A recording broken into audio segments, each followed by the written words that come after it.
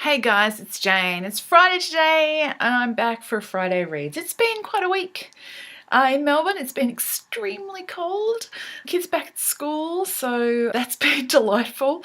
I have made a decision, which I'm going to share with you now, which is that I am resigning from Hot and Sticky.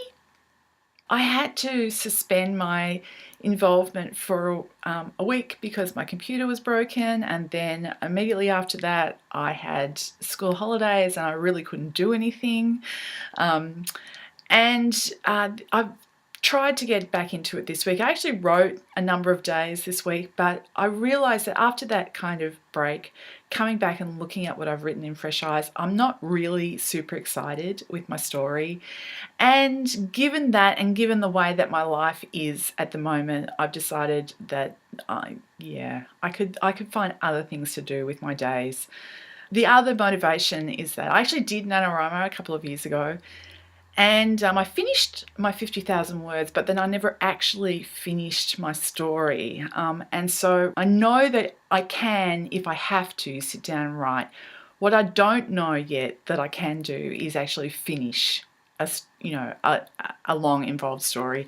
And so what I'm going to try and do is divert my energies back to having a stab at finishing this thing that I wrote a few years ago. So Hot and Sticky, I'm sorry, I've cancelled out of that. Now, reading. I had a really good reading week, not necessarily from quantity, but definitely in quality. I finished Mary Robinette Kowal's Word Puppets, and I really enjoyed that collection. Anybody who's looking for some short stories to read, I can highly recommend that. My favourite of the bunch, it was a story called White Phoenix Feather. It was a funny romp about extreme gastronomy, and it finished on a joke that literally made me laugh out loud, and you don't find that every day. So it was a great collection. I really enjoyed it. I also read Charles Stross's The Atrocity archives. It was fine. I probably at some point will pick up another volume in the series. What was really interesting is it had a quite lengthy afterword where he talks about the genres that he was working in, which is kind of somewhere between a spy thriller and a horror story. The idea behind the Atrocity Archives is that somebody who's involved in a British secret agency whose job is to kind of keep out the bad things from the extra dimensions, the many angled ones and ancient horrors and stuff like that. So I thought that the writing was just a little bit dated in some respects. But it had all the twists and turns and all that sort of stuff. And as I said, the afterword where he talked about the history of the genres and different ways things have developed and how those two different genres interact was really interesting, actually. The best book that I read this week, which is the best book I've read in quite some time, actually, is this one. I haven't quite finished it. I thought about last night trying to kind of chomp through it, but I decided I wasn't going to rush it just so that I could get it into this video. I'm going to try and do a standalone review of this. As I said, this is one of the best books that I've read in recent times, and there is a lot to talk about in here. But yeah, suffice it to say that you'll be hearing more about this. Matt Ruff's Lovecraft Country.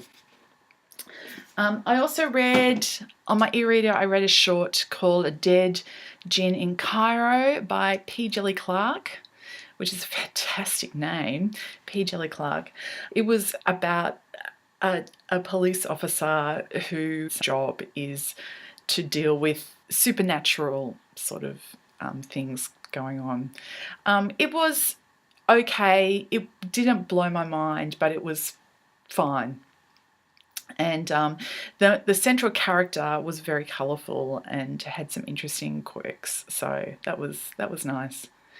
So that brings us up to date. I've just finished that short story this morning. The next book that I'm planning on reading is Jo Walton's The Just City. Everybody and their dog read this last year, and I meant to pick it up, but I just never got around to it. So that's what I'm going to be doing this weekend. When I finish that, I've got the newest Ian Rankin book that I'm really looking forward to. It's called Even Dogs in the Wild, which, yeah, often his titles are evocative but not like you don't really know what they mean. So I think that kind of runs in there. Ian Rankin writes police procedurals, and his central character is John Rebus, who is a alcoholic police detective in Edinburgh. He is a real master of the genre. So this one's been out about a year, but it's cheaper now, and I picked it up. Okay, the last book that I have to show you today, and the thing that I am going to be headlong involved in for the next week, is this one, Nerdy Nummies Cookbook by Rosanna Pansino. It's one of my boys' birthdays this coming week, and we have a bit of a family tradition that, you know, they choose the cake and I make the cake. I saw this in a shop and I thought I'd give it a try. It's got some really exciting different things in it. The one that my son initially picked was this one, but I managed to talk him out of that one. So we're going to be having a go at the motherboard cake instead, which is this one here, which looks very fun, but is a much less artistic ability necessitated.